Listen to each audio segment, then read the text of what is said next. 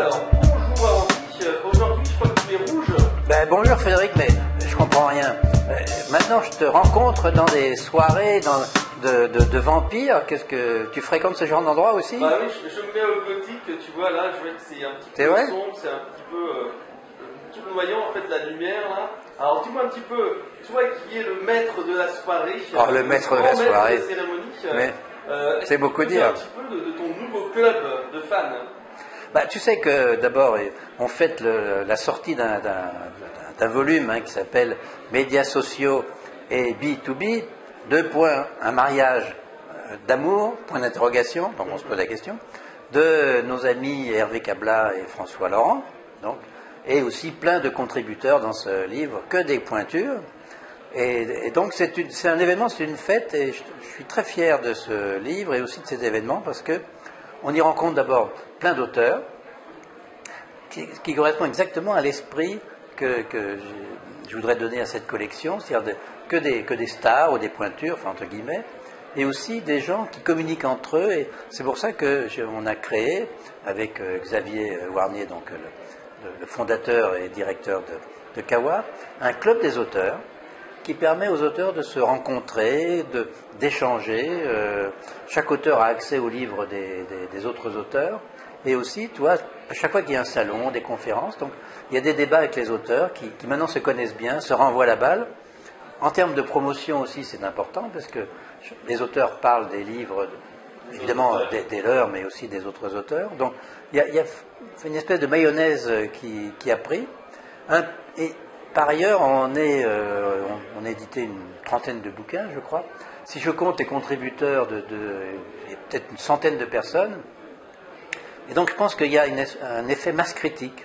C'est comme la bombe atomique, c'est que quand on est trop peu nombreux, on n'y fait pas gaffe, mais à partir du moment où on a dépassé un certain seuil, une visibilité formidable, à la fois au niveau des auteurs qui viennent nous voir, mais aussi des livres et des lecteurs, puisque plus il y a de livres, plus les thèmes s'enrichissent. Bon, l'idée pour l'instant étant de faire des livres sur le marketing et le numérique.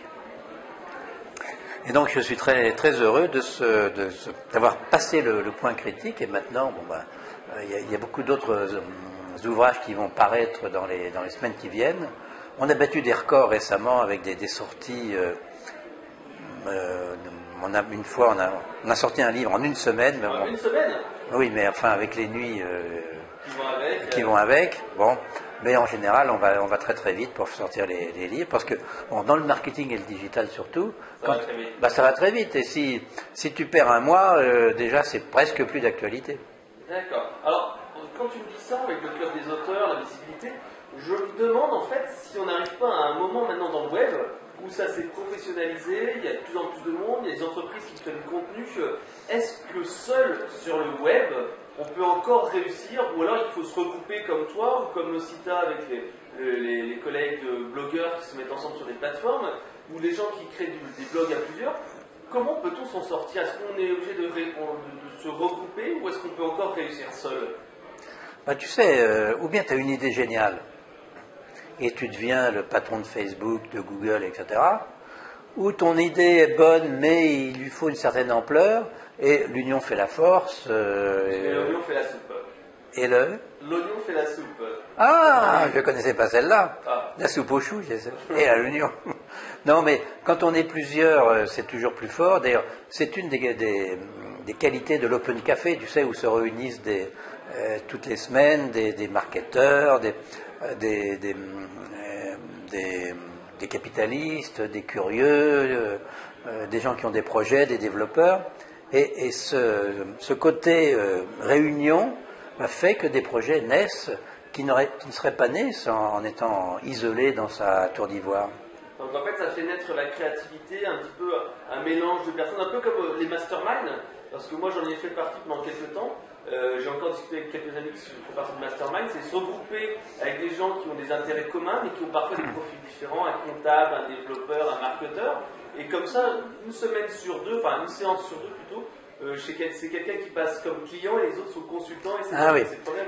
Mais il y a aussi une chose qu'il faut avoir en tête, c'est que le web c'est aussi l'ouverture, la solidarité, l'échange.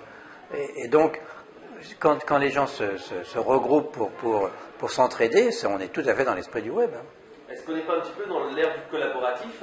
Moi j'ai fait quelques interviews là récemment, parce que justement avec la DTM, il y a une matinée là-dessus sur la consommation collaborative. Est-ce qu'on ne va pas arriver un petit peu justement à ça, des gens qui s'entraident ensemble pour arriver en fait à créer un contenu? Oui, mais pardon, là c'est du collaboratif business. C'est-à-dire que l'idée c'est de collaborer, mais aussi pour sortir des projets et éventuellement faire une société rentable. Alors que la consommation collaborative dont tu parles, c'est une mise en commun pour peut-être partager des frais, mais il n'y a pas l'aspect business et gagner de l'argent. Ça me semble important quand même. Ah bah bien sûr. Oui. Alors donc, est-ce que tu peux nous dire un petit peu qu'est-ce qu'il va y avoir de nouveau prochainement aux éditions Kawa? Il y a au moins 10 volumes dans le pipe. Il y en a un sur Pinterest, il y en a un sur l'écriture du web, il y en a un sur le référencement, il y en a un sur l'enseignement aussi. Effectivement, qui devrait se révolutionner cet enseignement et tenir compte des techniques du web. Qu'est-ce qu'il y a d'autre? Enfin, j'en oublie, mais il y en a une dizaine dans le pipe qui vont tous sortir avant la fin de l'année. Mais donc, tu sors les livres à un rythme effréné. C'est à chaque fois que je te vois, ça prend de l'ampleur. Comment tu fais justement pour gérer tous ces projets? Tu dors plus, tu manges plus, tu as embauché une dizaine de personnes. J'ai 20 Chinois dans la cave qui pédalent, qui relisent, qui écrivent même à la place des auteurs. Non, blague à part, c'est beaucoup de travail. On essaie d'être rigoureux, discipliné, etc. On va de plus en plus vite. Bon, il y a aussi une habitude qui se prend. Je crois que le plus difficile quand même, c'est traquer les fautes d'orthographe. Bon, malheureusement, il y en a encore beaucoup. Et souvent, je me transforme en instituteur orthographique, oui, un peu.